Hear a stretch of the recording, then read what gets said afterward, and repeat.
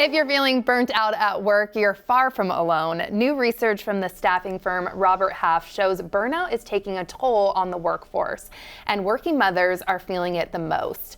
To help us unpack these findings and understand what they mean for the broader job market is Megan Slavinsky, a Seattle-based technology director at Robert Half. Thank you so much for being here. Thank you for having me, Kelly. Oh, this is such an important topic. It is. My friends and I are talking about this all the time, so I'm really happy you're here.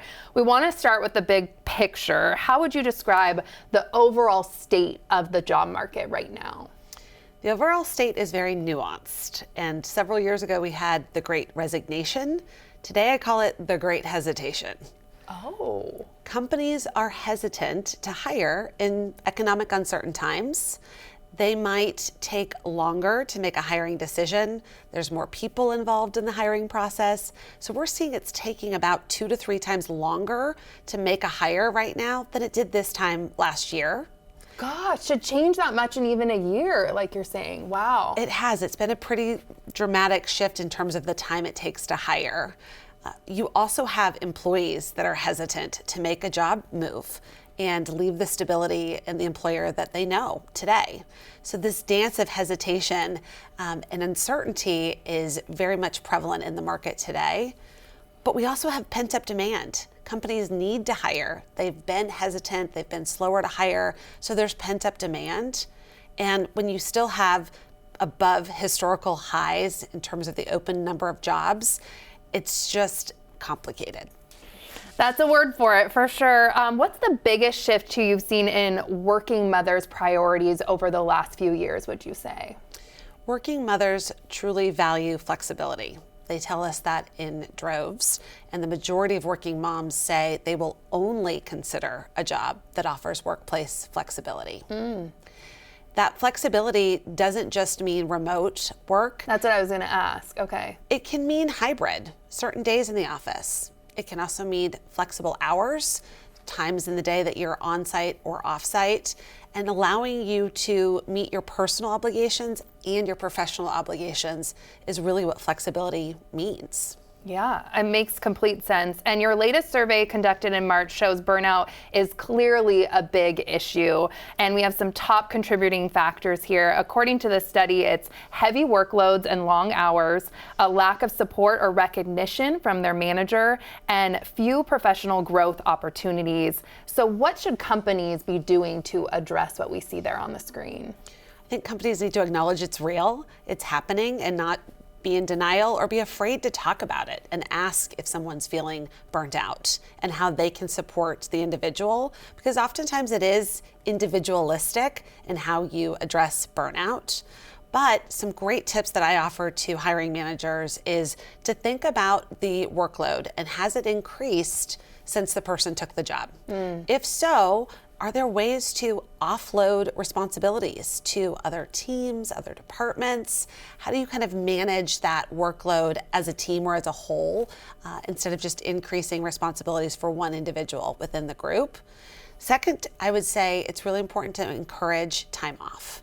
Yes, And take your normalize PTO. it, that it's okay to take time off and not have it be a taboo topic in the marketplace. Third and finally, think about layering in additional headcount, strategic headcount and hiring. And if you can't hire someone full-time, is there an opportunity to bring on a contractor or a temporary employee to help offload and handle some of the excess workload? Makes sense. I feel like more and more, so much is getting piled on all of us. And you think about your job description at the beginning when you had something to now, and it can sometimes be a big difference. The research also shows that fewer moms than dads are pursuing leadership roles at work. Why is that? And what does this signal about how companies should rethink their leadership pathways? It's less about women and working mothers not wanting to take on career advancement. Right. But what they're telling us loud and clear is they're not willing to sacrifice the flexibility in order to take on more responsibility.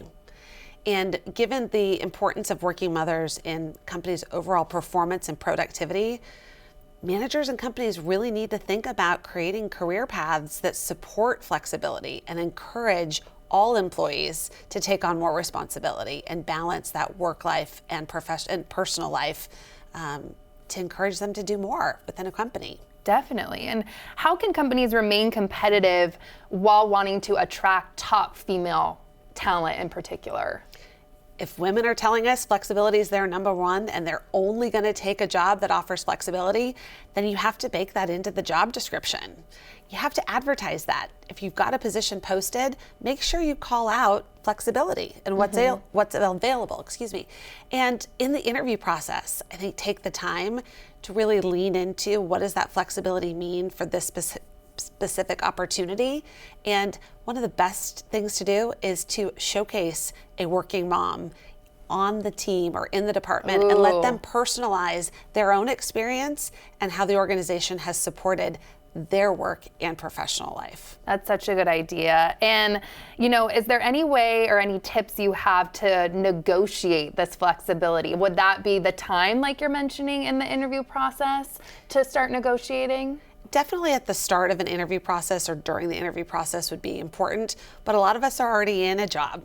So thinking about addressing flexibility now, if you don't have it, I recommend you set a time with your manager, sit down, and come to the meeting with some ideas and recommendations around flexibility. Again, is it certain days in the week? Is it certain times in the day? And also, sometimes it's about meetings, right? Meetings that could be done via an email or meeting times that could be adjusted so they're not during pickup, carpool, drop off. So just looking at ways that a manager and a company can support the whole human is really important.